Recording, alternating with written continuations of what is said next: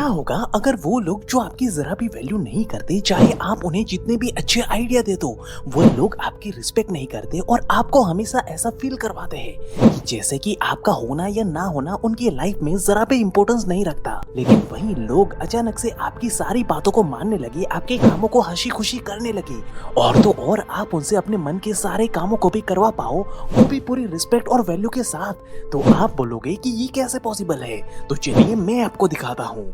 So hey beautiful people, welcome to Fundoo programming. मैं हूँ आपका दोस्त फंडू बॉय। अच्छा, तो क्या आपने कभी ऐसी चीज फेस की है जहां आप कुछ खरीदने के लिए किसी दुकान में जाते हो और सामान खरीद कर घर आते हो, लेकिन वही सेम चीज जब आपकी मम्मी खरीदने के लिए जाती है तो वो उसी चीज को काफी कम प्राइस में बड़े ही आसानी से लेकर आती है और आपको लगता है कि शायद से आपकी मम्मी अच्छा बार्गेनिंग करती है। लेकिन चीजें यहाँ तक सीमित नहीं है, बल्कि आपकी मम्मी एक साइकोलॉजिकल मेथड का इस्तेमाल करती है। अब आप पूछोगे कि वो कौन सा साइकोलॉजिकल मेथड है, तो ये जानने के लिए इस वीडियो को पूरा जरूर देखिए। लेकिन इससे पहले कि हम इस साइकोलॉजिकल मेथड को समझे, हमें लोगों की साइकोलॉजी के बेसिक प्रिंसिपल को समझना होगा, जो ये कहता है कि लोगों की जरूरत को समझो और उनकी कमजोर कड़ी पे वार करो। अब एक बार एंड्रू कार्नेगी की सिस्टर इन लॉ अपने दोनों लड़कों के लिए काफी ज्यादा परेशान थी, क्योंकि उनके दोनों बच्चे घर से बाहर येले में पढ़ते थे। इसलिए उनकी माँ को दोनों बच्चों की काफी ज्यादा फिक्र रहती थी। इसलिए वो हर हफ्ते दोनों को इमोशन से भरा हुआ एक खत लिखती थी। मगर ये बच्चे इतने ज्यादा जिद्दी थे कि वो अपनी माँ की बिल्कुल भी रिस्पेक्ट नहीं करते थे। इसलिए वो कभी रिटर्न में अपनी माँ को चिट्ठी का जवाब नहीं देते थे। इसलिए परेशान होकर माँ ने ये बात एंड्रू कार्नेगी को बताई।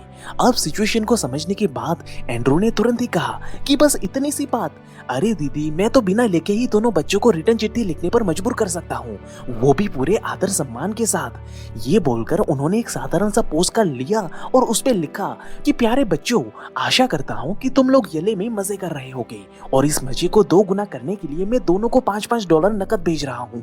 इसे सही से इस्तेमाल करना और घर आते ही मुझसे मिलने आना। अब इतना लिखकर एंड्रू ने चिट्ठी को पोस्ट कर दिया, मगर एंड्रू ने जानबूझकर इस पोस्ट कार्ड में पैसे नहीं डाले थे। इसलिए जैसे ही दोनों बच्चों को वो खाली पोस्ट कार्ड मिला कि तुरंत ही दोनों ने अगले ही दिन रिप्लाई देते हुए एंड्रू अंकल को चिट्ठी भेजी कि डियर अंकल एंड्रू, हमें बहुत खुशी है कि आप हमारी इतनी परवाह करते हैं। हमें भी आपकी बहुत याद आती है। आशा करते हैं कि आप भी ठीक होंगे। वैसे हम दोनों अगले महीने ही घर आने वाले हैं, तो आपसे जल्दी मिलेंगे। अब बाकी सब तो ठीक है अंकल, और हमें आपकी चिट्ठी भी मिली, लेकिन उसके साथ जो $5 आपने भिजवाए थे वो कहीं पे लापता है। कृपया उसकी पूछताछ करें और हमें बताइए कि वो $5 कहाँ गायब हो गए हैं। अब इसे देखकर माँ पूरी तरह से शॉक्ड हो गई, क्योंकि एंड्रू कार्नेगी ने बड़ी ही चतुराई से बच्चों को रिस्पेक्ट के साथ चिट्ठी लिखने पे मजबूर कर दिया था। और यही है रिस्पेक्ट का पहला रिवर्स साइकोलॉजिकल रूल, कि लोगों की जरूरत को समझो और उनकी कमजोर कड़ी पे वार करो। क्योंकि जैसे ही आप लोगों की जरूरत से भरी कमजोर कड़ी पे वार करते हो कि तुरंत ही लोग हाथ जोड़कर गिड़गिड़ाते हुए आपको रिस्पेक्ट देने चले आएंगे। वहीं साइकोलॉजी का दूसरा बेसिक प्रिंसिपल ये कहता है कि लोगों से मदद मांगने के बजाय उस काम में उन्हें उनका फायदा दिखाइए। अब अक्सर जब हमें किसी से अपना काम निकलवाना होता है तो हम उनसे अच्छे से जाकर रिक्वेस्ट करते हैं, लेकिन कई बार हमें चालाकी से अपने दिमाग के इस्तेमाल से लोगों से अपना काम निकलवाना चाहिए। जैसे कि एंड्रू कार्नेगी, जो अपने टाइम के एक रिचेस्ट मैन थे, उन्होंने ये बात बचपन से ही सीख ली थी कि अगर आपको किसी से काम निकलवाना हो तो आपको उन्हें उनका फायदा दिखाना चाहिए। दरअसल हुआ यूं था कि बचपन में एंड्रू कार्नेगी जब 10 साल के थे तो उन्हें एक मदर रैबिट मिली थी। अब कुछ समय के बाद उस मदर रैबिट ने बहुत सारे छोटे छोटे रैबिट्स पैदा किए थे, लेकिन यहाँ कार्नेगी के पास उन्हें खिलाने के लिए कुछ भी नहीं था। इसलिए उन्होंने सोचा कि क्यों ना वो आस पड़ोस के बच्चों से उन रैबिट्स को खिलाने के लिए खाना ढूंढकर लाने को कहे। लेकिन वो ये बात अच्छी तरीके से जानते थे कि कोई उनके रैबिट्स के लिए खाना ढूंढकर क्यों ही लाएगा भला। इसलिए उन्होंने यहाँ चालाकी से अपने दिमाग का इस्तेमाल किया और उनसे जाकर ये कहने के बजाय कि तुम प्लीज मेरे रैबिट्स के लिए खाना ढूंढकर ला दो, बल्कि उन्होंने उन बच्चों को एक ऑफर दिया। उन्होंने कहा कि जो बच्चा रैबिट के लिए खाना ढूंढकर लाएगा वो उस रैबिट को उनका नाम दे देंगे। इस बात से सारे बच्चों को उनका फायदा दिखना स्टार्ट हो गया और फिर सारे बच्चे खुशी खुशी रैबिट के लिए खाना ढूंढने में लग गए। यही वो टाइम था जब एंड्रू कार्नेगी ने ये समझ लिया था कि किसी से हेल्प मांगने के बजाय ऑफर देकर उनसे काम निकलवाना ज्यादा सही होता है। और फिर इन्हीं प्रिंसिपल को उन्होंने अपने बिजनेस में भी अप्लाई किया। जैसे कि एक बार कार्नेगी को पेंसिल्वेनिया रेल रोड को अपनी स्टील से बनी रेल्स बेचनी थी, लेकिन उन्हें समझ नहीं आ रहा था कि वो ये कैसे पॉसिबल करे। तो उन्होंने किया कुछ ये कि उन्होंने अपने लोकल स्टील मिल का नाम बदलकर एडगर थॉमसन स्टील वर्क्स रख दिया। अब उन्होंने ऐसा इसलिए किया था क्योंकि एडगर थॉमसन जो थे वो पेंसिल्वेनिया रेल रोड के प्रेसिडेंट थे, और जब ये बात एडगर थॉमसन को पता चली कि उनके नाम पर ही एक नई स्टील इंडस्ट्री खुली है, तो उन्होंने अपने रेल रोड्स के लिए स्टील्स एंड्रू कार्नेगी के मिल से ही खरीदी, जिससे एंड्रू कार्नेगी को काफी ज्यादा प्रॉफिट हुआ। अब यहाँ सबसे मजेदार बात तो ये है कि एंड्रू कार्नेगी ने उनसे जाकर ये बात नहीं बोली थी कि आप हमारे यहाँ से रेल रोड्स खरीदो, बल्कि उन्होंने तो चालाकी से एडगर थॉमसन के प्राइड एंड रिस्पेक्ट के इमोशन को टारगेट किया था, और इस डील में उन्होंने एडगर का फायदा दिखाया था।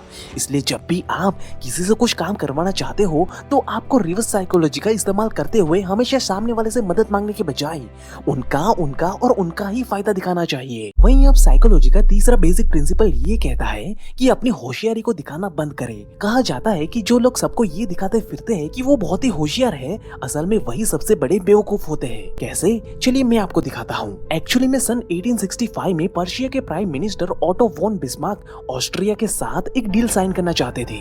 ये डील पर्शिया के लिए तो बहुत प्रॉफिटेबल था, लेकिन ऑस्ट्रिया को इस डील से लॉस हो रही थी। इसलिए ऑस्ट्रिया को इस डील के लिए मनाना बिस्मार्क के लिए लगभग इम्पॉसिबल था। अब ऑस्ट्रिया की तरफ से इस मुद्दे पर बात करने के लिए काउंट व्लॉम नाम का एक आदमी आने वाला था। अब काउंट व्लॉम को ताश खेलने का बहुत शौक था, और वो अक्सर कहा करते थे कि वो इंसान के ताश खेलने के तरीके से ही उनके दिमाग को भाप लेते हैं। जब ये बात बिस्मार्क को पता चली तो उनकी मीटिंग शुरू होने के एक रात पहले ही बिस्मार्क की तरफ से काउंट को ताश खेलने का इनविटेशन दिया गया। फिर खेल शुरू होते ही बिस्मार्क ने लापरवाही से पैसा लगाना शुरू किया, और वो काउंट के सामने अपने काफी पैसे हार गए। इसके अलावा वो ताश खेलते हुए काउंट के सामने कई बेवकूफी भरी चीजें करने लगे। अब वहाँ बैठे लोग जो बिस्मार्क को पहले से ही जानते थे, वो बिस्मार्क के इस बेवकूफी भरे अंदाज को देखकर शॉक्ड हो गए। मगर वहीं बिस्मार्क के ताश खेलने के तरीके को देखकर काउंट को लगा कि बिस्मार्क एक बेवकूफ आदमी है, और उन्हें ये यकीन हो गया कि बिस्मार्क जैसे बेवकूफ आदमी से उन्हें कोई खतरा नहीं हो सकता। फिर आखिरकार अगले दिन जब समझौते पर साइन करने का वक्त आया तो काउंट ने ओवर कॉन्फिडेंस में आकर समझौते पत्र को ध्यान से न पढ़ते हुए साइन कर दिया। अब समझौते पत्र पर साइन होते ही बिस्मार्क खुश होते हुए काउंट को जाकर बोले कि जब मैंने ये समझौता पत्र तैयार किया था तब मैंने सोचा भी नहीं था कि कोई ऑस्ट्रियाई इस पर साइन करेगा, मगर तुमने तो दोस्त बड़ी ही आसानी से इस पर साइन कर दिया, धन्यवाद। और इस तरह से बिस्मार्क ने बड़ी ही चतुराई से खुद को बेवकूफ दिखाकर एक होशियार आदमी को बेवकूफ बना दिया और खुद पर्शिया के हीरो बन गए। और इसी रिवर्स साइकोलॉजी का इस्तेमाल करके आप भी चालाकी से लोगों को अपनी उंगली पे नचा सकते हो। वहीं साइकोलॉजी का चौथा बेसिक प्रिंसिपल ये कहता है कि हमेशा जरूरत से कम बोले। जैसे कि एंडी वॉरहॉल एक चित्रकार थे जिन्हें अपने टीनेज में ही ये बात समझ में आ गई थी कि लोगों से बात करके उनसे अपना मनचाहा काम करवाना ऑलमोस्ट इम्पॉसिबल होता है। उल्टा लोगों से ज्यादा बात करने पर लोग आपके खिलाफ हो जाएंगे और वो अक्सर आपकी इच्छा के विपरीत काम करने लगेंगे।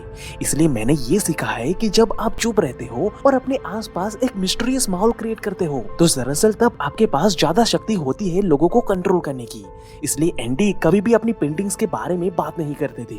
वो अपनी पेंटिंग्स की तारीफ करने के बजाय शांत ही रहते थे, जिस वजह से अक्सर लोगों के बीच में मिस्टीरियस माहौल बन जाता था और लोग खुद ही पूरे शहर में पेंटिंग्स की बातें करने लगते थे। और लोग जितना ज्यादा पेंटिंग्स की तारीफ करते हुए उसकी बातें करते थे, एंडी की पेंटिंग्स उतनी ही ज्यादा महंगी बिकती थी। और इस तरह से वो हमेशा बिना कुछ ज्यादा बोले चालाकी से अपना फायदा करवा लेते थे। वहीं अब साइकोलॉजी का पांचवा बेसिक प्रिंसिपल ये कहता है कि अपनी रिस्पेक्ट एंड पावर को बढ़ाने के लिए दूरी बनाए रखिए। आपने ये अक्सर देखा होगा कि कुछ लोग रिस्पेक्ट और ऑनर पाने की लालच में लोगों के लिए हमेशा अवेलेबल रहते हैं, लेकिन सच्चाई तो ये हो जाती है कि ज्यादा अवेलेबल रहने की वजह से उनकी वैल्यू कहीं की नहीं रह जाती। उल्टा लोग उनकी रिस्पेक्ट दूर बल्कि उनका ही फायदा उठाने लगते हैं, क्योंकि आप लोगों के बीच में जितना ज्यादा रहोगे, लोग आपकी बातों को जितना ज्यादा सुनेंगे, आप उनके लिए उतने ही आम और मामूली होते चले जाओगे। लेकिन अगर आप ये चाहते हो कि लोग आपके प्रेजेंस को वैल्यू दे, तो इसके लिए आपको जरूरत के अनुसार एब्सेंस भी रहना चाहिए। जैसे कि 17th सेंचुरी में हॉलैंड के शाही परिवार ये चाहता था कि ट्यूलिप के फूल की वैल्यू बढ़े और ये एक स्टेटस सिंबल बन जाए, जिसके लिए उन्होंने इस फूल की इतनी कमी पैदा कर दी कि उसे हासिल करना बहुत ही मुश्किल हो गया था। और इसी वजह से मामूली सा मिलने वाला ट्यूलिप के फूल की कीमत उसके वजन के बराबर सोने से भी ज्यादा हो गई थी।